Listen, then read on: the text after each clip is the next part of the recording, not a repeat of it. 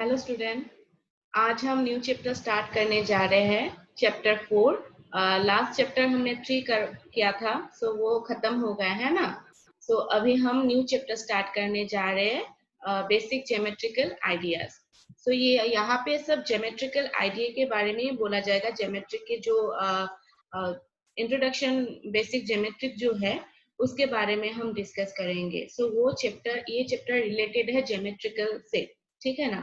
So first write down chapter 4.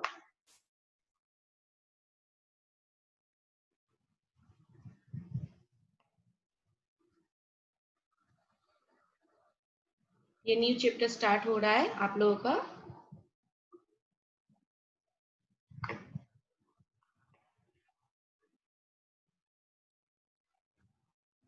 Chapter 4, chapter का name है basic geometrical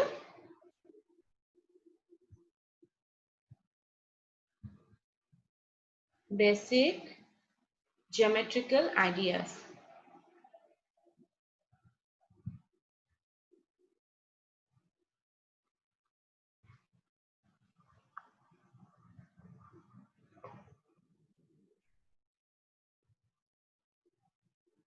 geometrical ideas.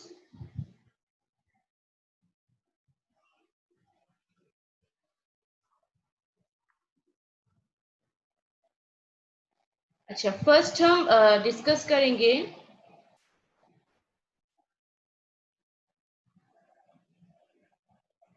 Introduction to basic geometrical ideas.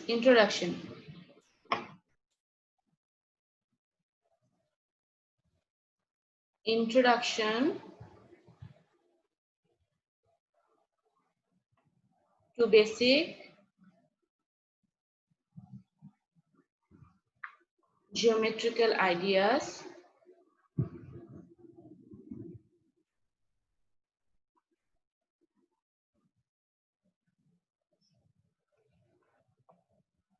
देखो ये क्या है, ये ज्योमेट्रिकल जो टर्म है कहाँ से आया है उसके बारे में बोला जाएगा कि the term geometry is derived, the term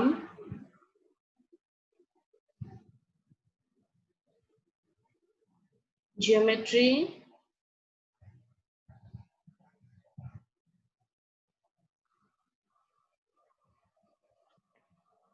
is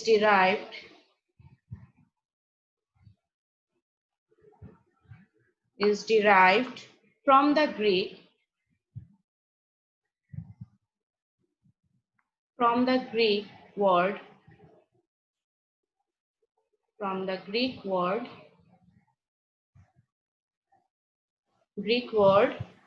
geometron.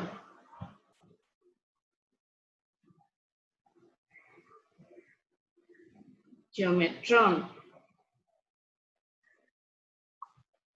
तो ये वर्ड से ज्योमेट्री डिराइव हुआ है, ग्रीक वर्ड से। सो कभी कभी 1 मार्क क्वेश्चन में आ भी जाता है कि ज्योमेट्री कहाँ से डिराइव हुआ है। This has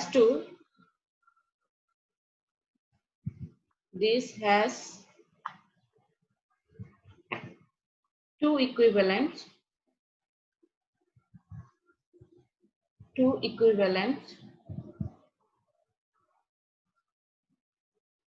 geo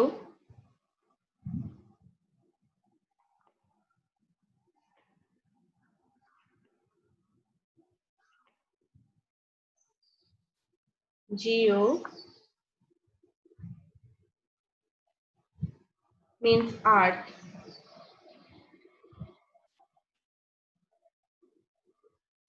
geo means art, and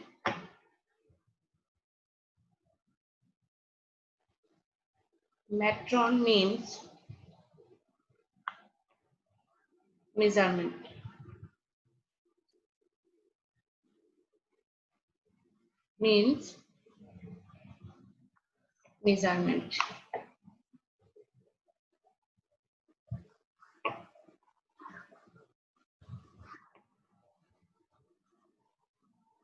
measurement.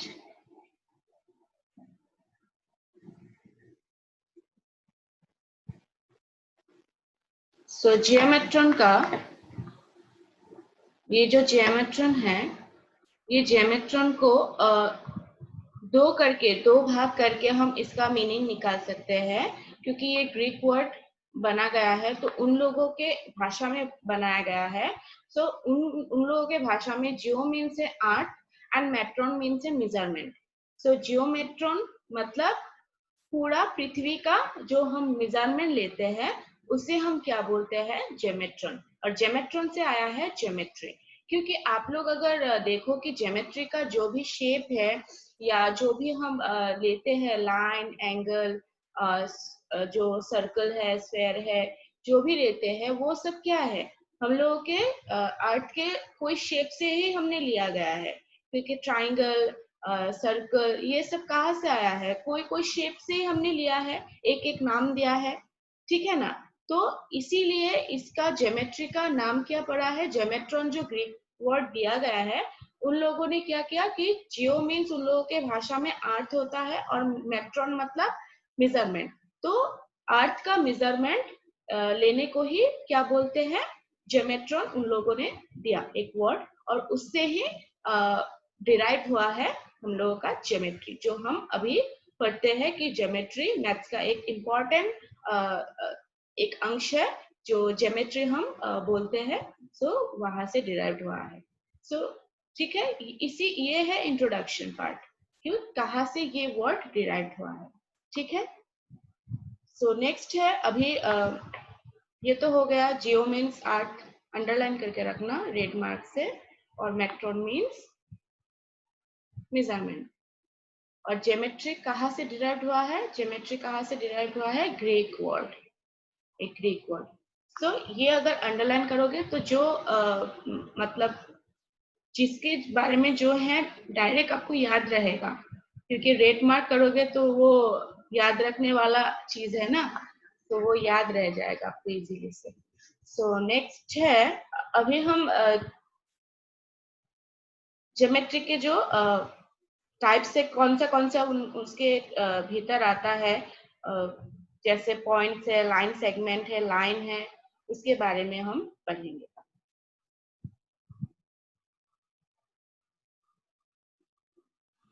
तो फर्स्ट है पॉइंट्स। पहले तो पॉइंट होगा, क्योंकि पॉइंट से हम लोग क्या मिलता है, लाइन सभी आ जाता है ना, लाइन पॉइंट, पॉइंट से लाइन होता है, लाइन सेगमेंट, रे, क्योंकि एक एक पॉइंट करके ही लाइन होता है ना। तो पहले हम क्या करेंगे, पॉइंट, पॉइंट के बारे में पढ़ेंगे।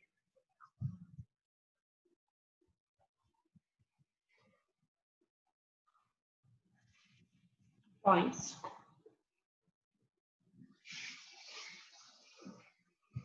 it is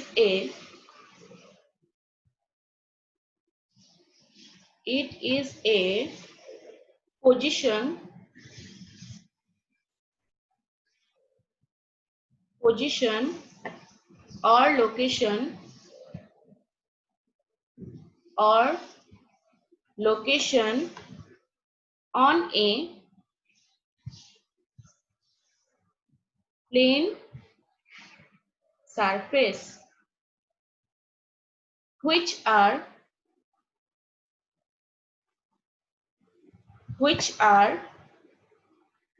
denoted by a single capital letter, single capital letter। जैसे कि ये एक पॉइंट है, इसके अंदर लेते हैं, ठीक है ना, ये एक पॉइंट है और इसको डिनोटेड करेंगे कैपिटल लेटर से, ठीक है ना। सो ये एक पॉइंट है और इसको कैपिटल लेटर से डिनोटेड कर दिया। So it is a position और location on a plane surface which are denoted by a single capital letter, ठीक है। नेक्स्ट है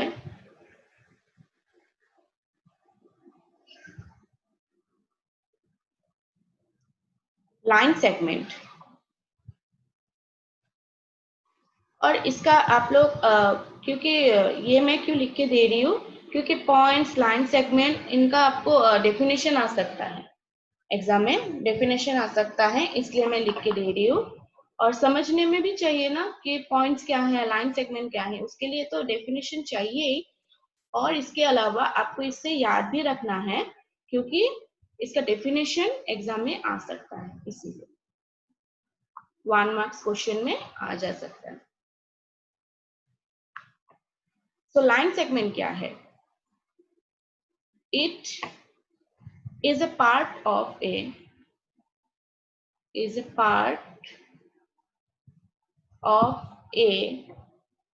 line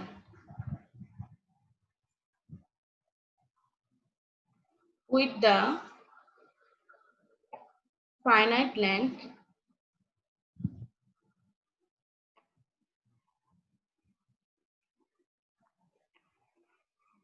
two endpoints and two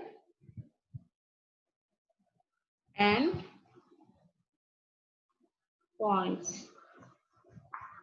It is a part of a line with the finite length and two endpoints, जिसका two endpoints होना ही चाहिए।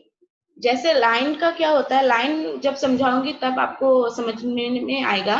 Line segment क्या है कि एक लाइन है, लेकिन उसका क्या है, दोनों का ही एंड पॉइंट होना ही चाहिए, क्योंकि दो पॉइंट के बीच में जो लाइन होगा वही है लाइन सेगमेंट।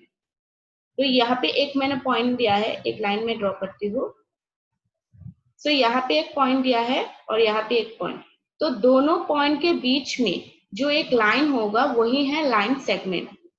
और अगर कोई लाइन दोनों पॉइंट के बीच में नहीं है, क्योंकि वो जाता रहता है, ऐसे हमने रॉ कर दे दिया। नेक्स्ट आप देखेंगे लाइन में जब समझाऊंगी तब आपको समझने में आएगा कि लाइन एंड लाइन सेगमेंट में डिफरेंस क्या है। लाइन सेगमेंट है कि दो पॉइंट के बीच, एंड पॉइंट है ये, दो एंड पॉइंट के बीच जो एक लाइन होता है जो फाइनाइट लेंथ है, इनफाइनाइट नहीं, क्योंकि इसके बारे में हमको पता है कि ये यहाँ तक ही है और नहीं जाएगा ये line.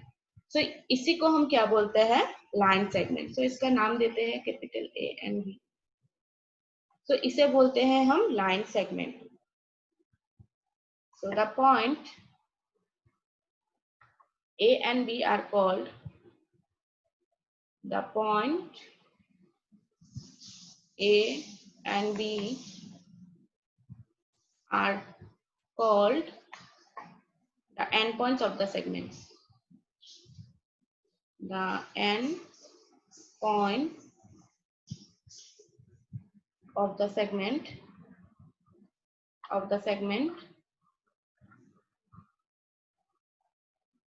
it is named as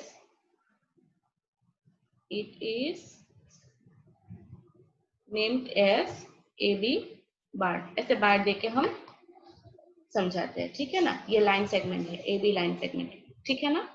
next है line.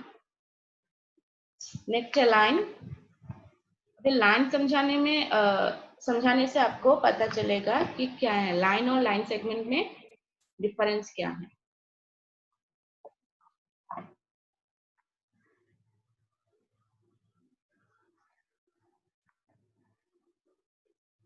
It is made up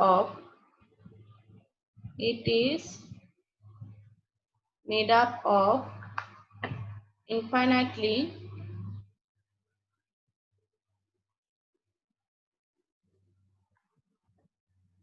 many points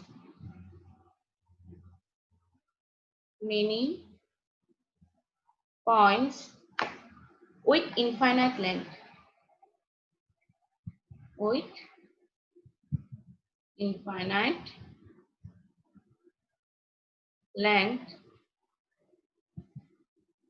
Infinite length and no endpoints.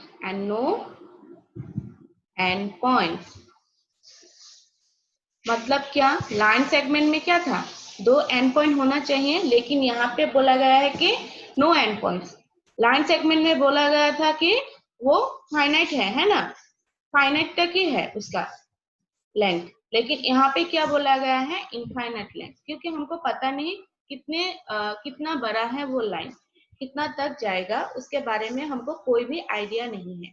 तो इसीलिए हम वहां पे कैसे ड्रॉ किए थे लाइन सेगमेंट को, और यहाँ पे थोड़ा अलग करेंगे, एक ही होगा, सेम लाइन होगा, वहां पे 2 पॉइंट दिए थे ना, लेकिन यहाँ पे क्या होगा, 2 एरो होगा, ठीक है ना। 2 एरो देने से क्या हो जाता है, ये मतलब ये इस तरफ भी जा सकता है, ये इस तरफ भी जा सकता है। तो इसका कोई एंड पॉइंट नहीं है, और इसका लेंथ भी फाइनाइट नहीं है, इनफाइनाइट है, क्योंकि ये कितना दूर जाएगा ये हमको पता नहीं। सो ये कैपिटल ए एंड बी दे रही हूँ।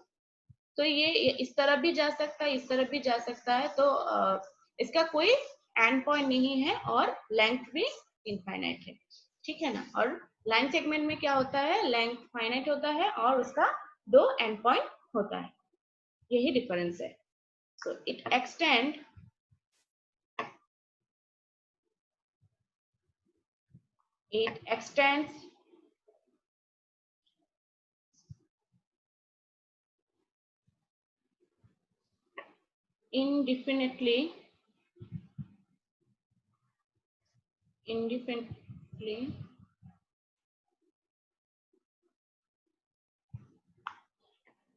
indefinitely in both डायरेक्शन, दोनों तरफ ही ये एक्सटेंड हो सकता है। नेम्ड एज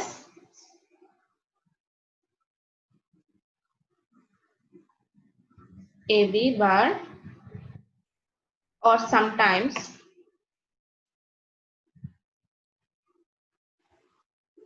समटाइम्स ऐसे भी हम ड्रॉ कर सकते हैं, कभी कभी लाइन ऐसे भी ड्रॉ कर सकते हैं। समटाइम्स क्या होगा, ऐसे भी हो सकता है। तो इसको इस तरफ होगा। सो ये भी एक लाइन है, इसका नेम दे दिया स्मॉल m। सो ये भी एक लाइन है, तो कभी कभी हम ऐसे भी लिख सकते हैं, ठीक है। नेक्स्ट है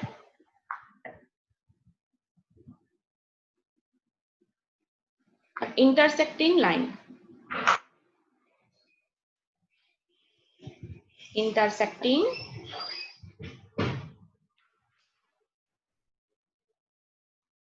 lines,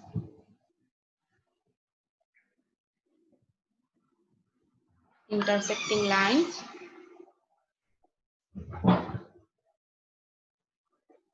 the two lines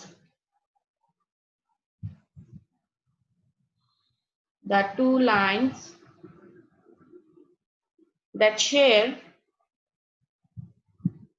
share one common point,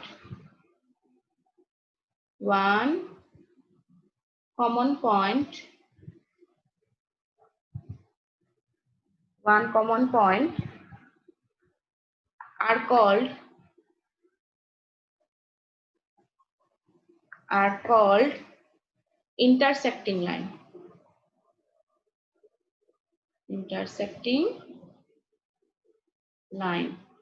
मतलब क्या, 2 लाइन अगर एक पॉइंट में इंटरसेक्ट करेंगे तो उसे हम क्या बोलेंगे, इंटरसेक्टिंग लाइन। एक कॉमन पॉइंट को इंटरसेक्ट करेंगे तो उसे हम क्या बोलेंगे, intersecting line. This shared point is called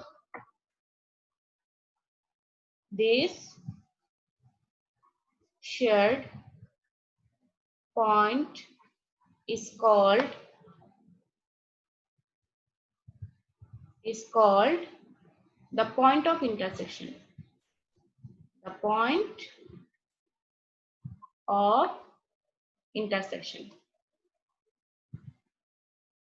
intersection, ठीक है। सो इसका ड्रॉ होगा, फिगर होगा ऐसे, मैं साइड में करके दे रही हूँ।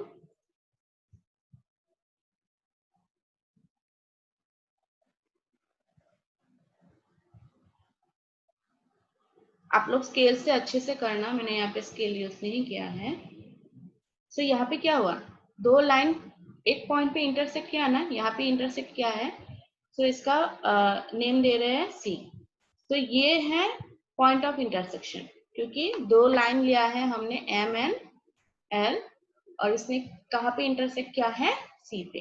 सो यही है इंटरसेक्शन लाइन, और जो पॉइंट है उसको हम बोलेंगे पॉइंट ऑफ इंटरसेक्शन, ठीक है ना।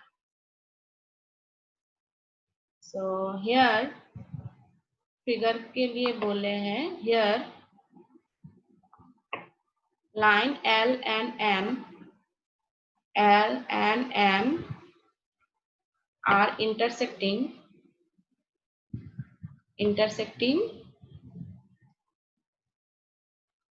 at point C, ठीक है। अभी है parallel line. So line intersecting line समझ में आ गया, ठीक है ना। अभी है पैरेलल लाइन। पैरेलल लाइन क्या है? Parallel line,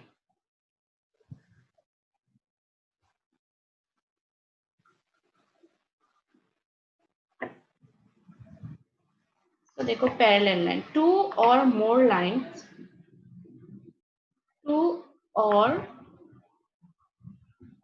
lines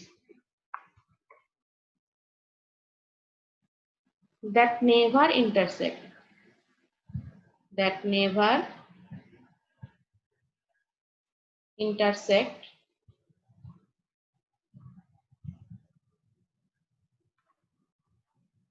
are called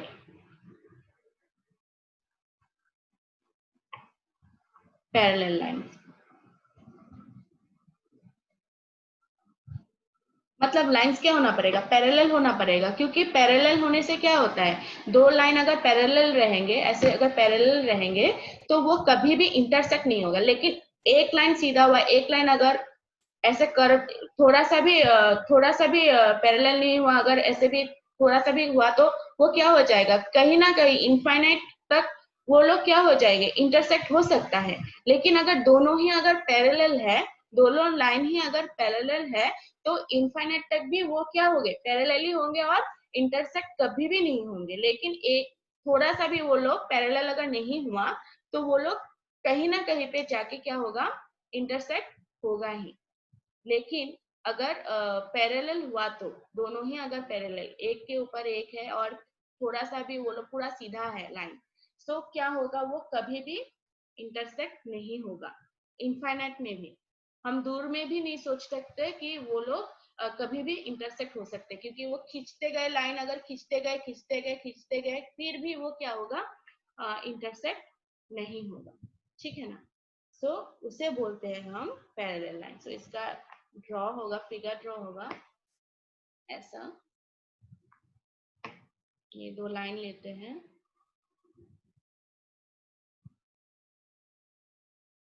सो ये दो लाइन पैरेलल है, क्योंकि ये पूरा सीधा है ना, और ये कभी भी एक साथ क्या होगा, इंटरसेक्ट नहीं होगा, क्रॉस नहीं होगा, ठीक है। तो ये दो पैरेलल लाइन है। सो ये है पैरेलल लाइन। तो इसके बारे में आप लोगों को पता होना चाहिए, क्योंकि बाद में हम जब ज्योमेट्री और एक्सरसाइज करेंगे तो ये सब यूज होगा, इंटरसेक्टिंग लाइन, पैरेलल लाइन, तो तब आपको सब समझने में आना चाहिए। नहीं तो बाद में जाके क्या होगा, प्रॉब्लम होगा कि क्या था ये सब, क्या था, ठीक है ना। नेक्स्ट है रे। सो नेक्स्ट पेज में जाते हैं, रे।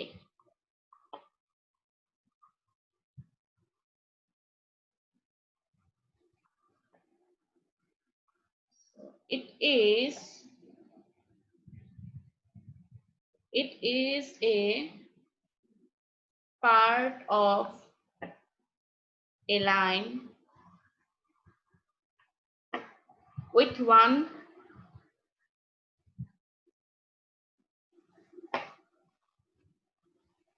starting point,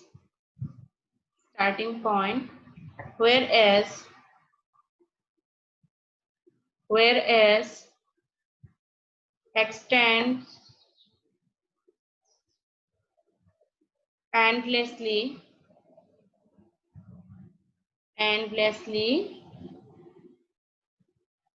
in one direction, in one direction. Line की तरह सेम ही है, लेकिन यहाँ पे क्या है, वन डायरेक्शन में होगा, टू डायरेक्शन में नहीं। सो इसका ऐसे होगा, रे का फिगर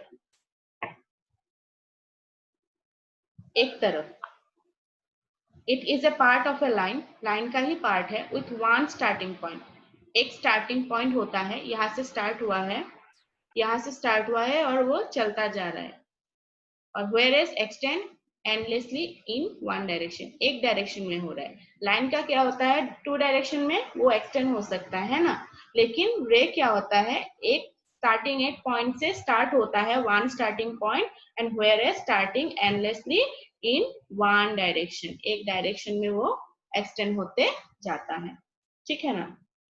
सो यही है रे।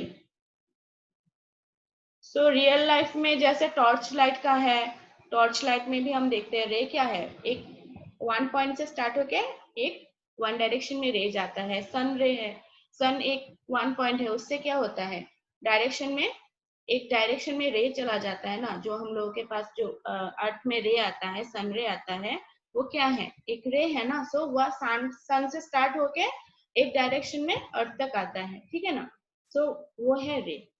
सो रे और लाइन में वही डिफरेंस है, लाइन दोनों तरफ एक्सटेंड हो सकता है, लेकिन रे क्या है, एक तरफ एक्सटेंड होते जाता है, एक पॉइंट से स्टार्ट होता है और दूसरी तरफ अनदर वे वो क्या होता है, एक्सटेंड होते जाता है, तो उससे हम क्या बोलते हैं, रे बोलते हैं।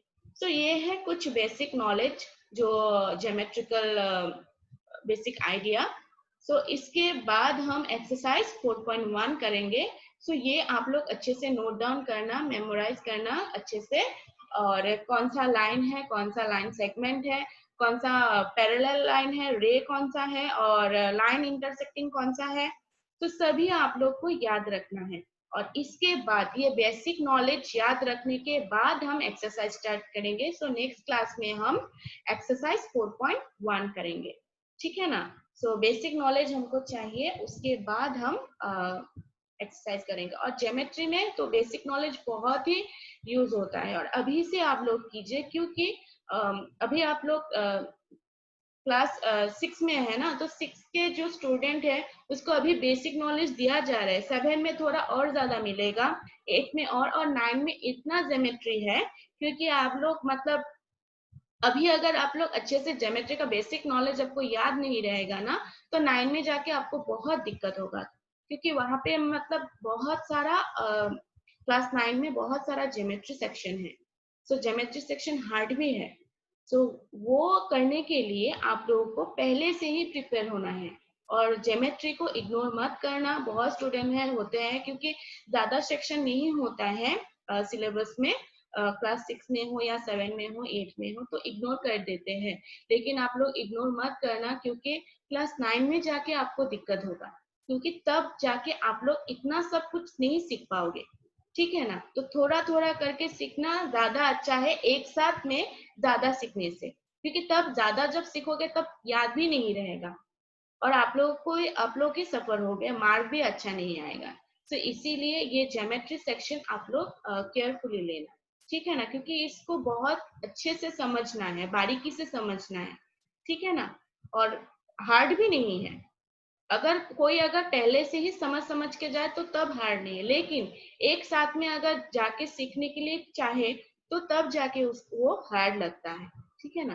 तो इसीलिए अभी से आप लोगों को दिया गया है सिलेबस में, तो अभी से आप लोग अच्छे से ज्योमेट्री सेक्शन अच्छे से सीखो, बारीकी से सीखो। और जैसे डेफिनेशन है, मैं डेफिनेशन लिखाया है, इसीलिए लिखाया है क्योंकि ये बाद में भी जाके आप लोगों को यूज होगा डेफिनेशन, तो इसीलिए डेफिनेशन, विद डेफिनेशन ज्योमेट्री और फिगर, फिगर को तो याद रखना ही है, क्योंकि ज्योमेट्री आप लोग मतलब फिगर तो ड्रॉ करके ही आप सॉल्व कर पाओगे। ये जब आप लोग जब अदर क्लास में जाओगे, तब जाके आपको पता चलेगा कि फिगर ड्रॉ नहीं करने से ज्योमेट्री आप कर ही नहीं पाओगे। तो फिगर बहुत ही इंपॉर्टेंट चीज है, और उसके बाद तो डेफिनेशन है, डेफिनेशन विथ फिगर। तो ये दो आप लोग अच्छे से करना है, इसीलिए मैंने आज ये डेफिनेशन सब सारा करवाया है। और नेक्स्ट क्लास में मैं एक्सरसाइज करवाऊंगी। ठीक है, तो ये आप लोग अच्छे से नोट डाउन करना और याद करना। सो आज के लिए इतना ही। आप लोग अच्छे से पढ़ाई करना और जो जो मैं होमवर्क देती हूँ तो वो दिखाना ही। आज तो मैंने होमवर्क नहीं दिया है, सो आप लोगों के लिए आज काम नहीं है। सो आप लोग आज खुश होंगे बहुत, लेकिन ये सब याद रखना है, ठीक है ना। सो ये सब आप लोग को याद करना है, ये एक काम है, यही आप लोगों के लिए आज होमवर्क है, क्योंकि सारा नोट डाउन करके आप लोग सब ये याद करना है। तो आज के लिए यही आप लोगों का होमवर्क है। बाकी मैंने कुछ ऐसे तो होमवर्क नहीं दिया, तो आप लोग आज बहुत खुश होंगे। तो आज खुश रहिए। तो थैंक यू, बाय बाय।